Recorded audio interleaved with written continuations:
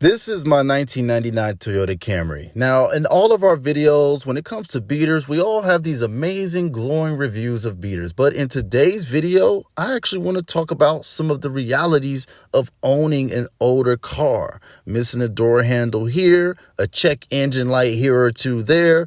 Man, let's talk about some of the realities of actually owning an older car and if owning a beater/owner car is for you. I hopped in the old 99 today and saw a brand spanking new orange check engine light on. Now, I used my scan tool on it and it told me that it is an evap code. So if any of you guys know about if that's severe or not, please let me know. I've probably already went into fixing it by the time of me releasing this video. But yeah, these are just one of the surprises when owning an older car. Let's go ahead and jump into the video. As you guys just saw, that was my 1999 Toyota Camry. I've done videos on this car before about what it's like owning an older car. But in today's video, I want to touch on a few things, maybe the dark side of having a beater or an older car. Now, first, let me get this out of the way. This thing has been absolutely beautiful. It's been incredible. It's been so reliable, and it's just been an absolute beast of a car when I think about from my A to B needs. But I do want to talk about some of the daily nuances, some of the daily nuisances, and some of the things that actually go on when it comes to an older car. Now, we just saw that I have my check engine light on. Now, any car can have a check engine light, right? But mine's is for an evap code. You Toyota guys, let me know how bad this is, if I can fix it on my own, which I usually do, or should I just take it to the shop and let them take care of it? It's the evap code, maybe the gas cap, some people have been saying. I don't know yet, but I'm going to take it to the shop and take care of it. But see, this leads me to my point today. With an older car, you never quite know when you're going to get in and start it up, and then a light pops on. You never quite know when that door handle, like you see maybe here on the screen or you saw in the intro of my video, is going to pop off. There are many benefits to owning an older car. Yes, I will admit that, right? One is like, obviously, you can pay for a lot of them outright. The depreciation on them from a financial standpoint has already been taken care of by someone else.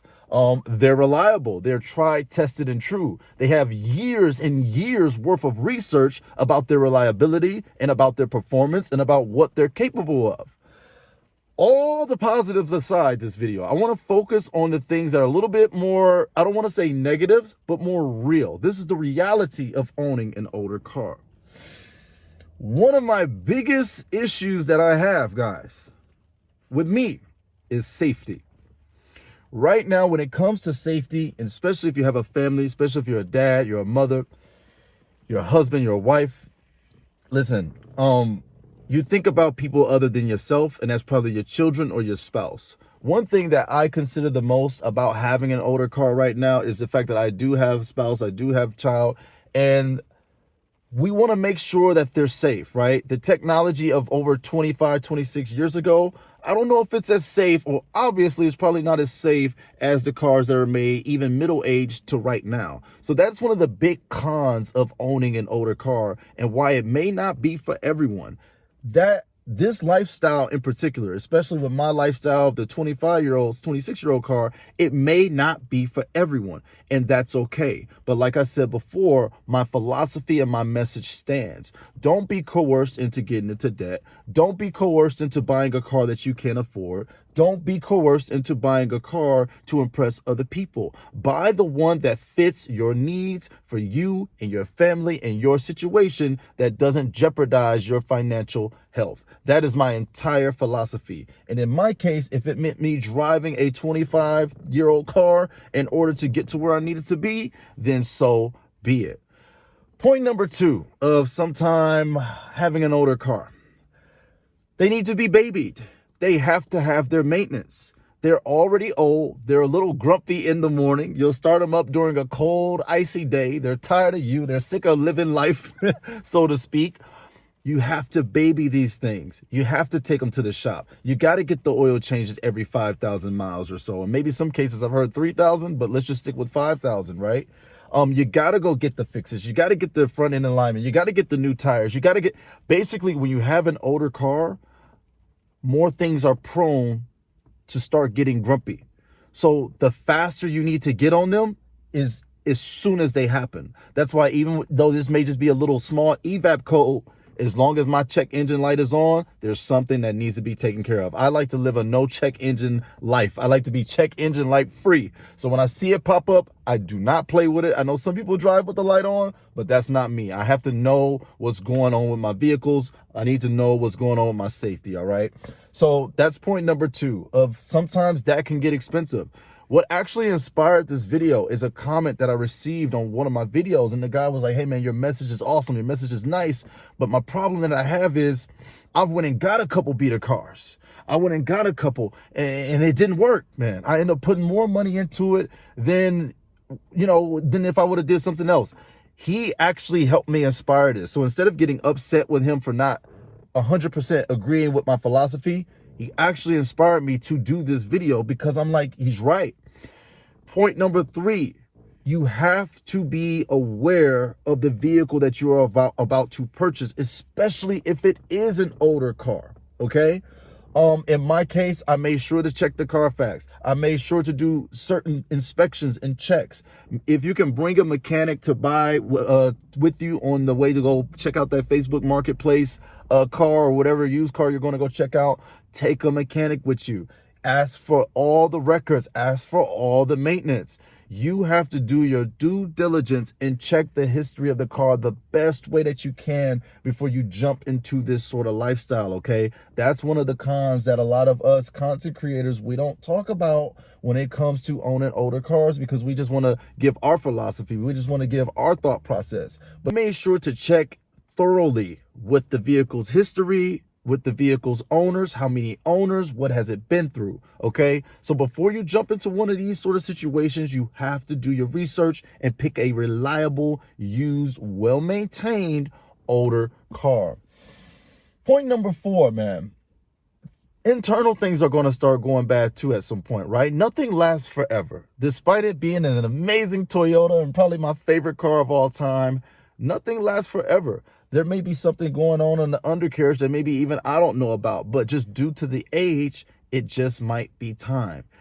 Sometimes you have those rare ones that they never break down and they never have those issues. Mine so far, honestly, is that. I had the undercarriage looked at not too long ago. I was considering rust proofing it, but I think the previous owner already did. So this car is just poised and set to last is probably forever as long as I take care of it. But let's go to another negative side. You get used to things in older cars, right? My oldies are going to feel me on this. You figure out your own ways to get around you work around your own ways, right? Like since my back door handle is missing, what do I do every day? I reach back before I get out, pop, pop, and I get my car door that way. Or I could just stop being lazy and fix it. That's one of the positives of owning an older car. Sometimes you can do some DIY maintenance yourself, but let's flip it to the other side. You may not want to do all that DIY maintenance. Having an older car, sometimes they recommend it because if you're a little bit more mechanically inclined, you can fix certain things on your own. So it's nothing but grabbing a Coke, grabbing a wrench, spending 2-3 hours in the garage. Maybe put on some music. That's all it is when it comes to old people who own older cars. If you're mechanically inclined and you can fix it yourself, you do it yourself. I've replaced my starter. I've replaced a lot of things in this car just by myself. So if you have that inclination to do that, then an older car could be for you. But if that is not your jam, if you just want to take it to the mechanic, let the mechanic deal with it, I would not suggest you get an older car because you might be doing that often. If you pick the wrong one, you'll be doing that very often. The main reason for this lifestyle, I don't have many cons about my Toyota Camry 1999, right? I'll probably have some footage of it here on the screen again, some recordings. I love the car.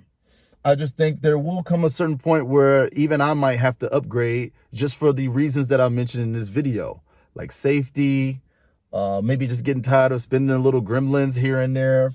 And then some of these older cars are just built different, so I know I'll probably need a timing belt at some point as well. But my main message stands, guys. Ultimately, it's going to be up to you if you deem a beater car or an older car worth it for you in your financial journey. For me, it has been incredible in helping me saving money, low maintenance costs. It's all been great for me. But another person's experience could be totally different. They could have picked the wrong used car and this could have scarred them forever, which is why they went into car payments. I'll humble you with this. Every car will have issues. Whether it's new, old, not old, whatever car you want to say, it will eventually have issues. So there's no getting around properly maintaining and taking care of what you have in your life. I made that big video that blew up because people are struggling, people are hurting, and people are uninformed. And they think that a new 2025 or 24, 23, whatever car payment note loan, they think it will solve all of their issues when in reality, you're subtracting one issue to grow it again in another area. You're robbing Peter to pay Paul. You're just transferring your issues instead of actually finding a real solution. So if I were you, I would use videos like these. Look at the pros, look at the cons. What is it about owning an older vehicle that most people say that they love? Being debt-free is a huge one. Not having a car note is a huge one. Sometimes simplicity is a great one. I personally I don't like all these screens in cars. I'm not a big screen guy. I like looking at a car mechanically, bada ba, boom, bada bing, and it's cool. The middle age, maybe 8 to 10 years ago, type of cars with the small screen in the middle, I thought that was fine. But now you're getting in these cars and they're all dashboards and they're all laptops and computers. That's not for me, man. Call me old, call me whatever. I love the simplicity of an interior of a 1999 Toyota Camry. Get in, turn the keys, adjust your heat and AC, and get to driving. That's what it's all about, the beauty of the drive. But yeah, some of the realities of owning an older car, man, sometimes it's going to break down. Sometimes it's not going to be happy in the morning. Sometimes things are just going to fall off. Sometimes check engine lights and codes are just going to pop up. But you have to be able to stay on top of the maintenance. You have to be able to stay on top of what's going down. And one of my biggest ones, like I said earlier in the video, is the safety. These cars are just getting bigger and bigger and crazier and more electric and huger on the road. And you want to have something that's at least kept up with some safety, some modern safety requirements, at least to the middle age, okay? I don't encourage everyone to just go buy a beater or buy an older car just because I have one. I encourage you to actually do what's best for you in your life. And I know most people might skewer toward, hey, that means go get a new one. I'm not saying that, because you'll trade that problem for another problem. Trust me, you don't want car note and interest you don't want that right now. It's not a good time right now. You do not want to be locked in someone's terrible car loan and payment at 28, 29, 30% just because you want to drive a little bit cleaner. Go middle age. Maybe go 06, maybe go 08, maybe go 10s, 2010s. Look for those reliable vehicles. They do exist in those years. You just have to do your due diligence, your homework, and find a vehicle that fits you. Okay? So guys, let me know your experiences with having an older car. Do you agree with what I'm saying? Are these actually cons or are these nitpicks? Are you more of a fan of owning an older car because of the simplicity and the ability to just fix it and clean it yourself? Let me know down in the comment section below. Or do you think it's at a point where if it's compromising too many things, you should just go new? I'm curious to hear from my subscriber base. Like I said, that comment really inspired me to make this video. And it doesn't change my message or my philosophy, but I definitely understand when people are saying, I don't know if I can go that old. I don't know if I can go all the way that many decades back. Guys, and I'm not saying you should. I'm just saying do a reliable car that's within your budget that will keep you out of debt. Do not be fed into the lie that you have to have the latest electronic vehicle or car. No, it's not true. It's not real. You don't have to live like that. Don't trade one form of slavery for another. Stay with the chains off of your neck. Keep the chains from around your wrist. Keep the chains off your feet. Go find a middle-aged car that has everything a modern car has, that is reliable, and stay debt-free. Use that money for other things in your life, okay? I really hope y'all enjoyed this video, man. I say all this to say I wonder how much longer I'll have my Camry. I love this thing, but other factors other than me, myself, and my superficial love for a material or a tool is making me think about things. It's making me think about things, and I have nothing but good things to say about my Camry. But everything doesn't last forever, right?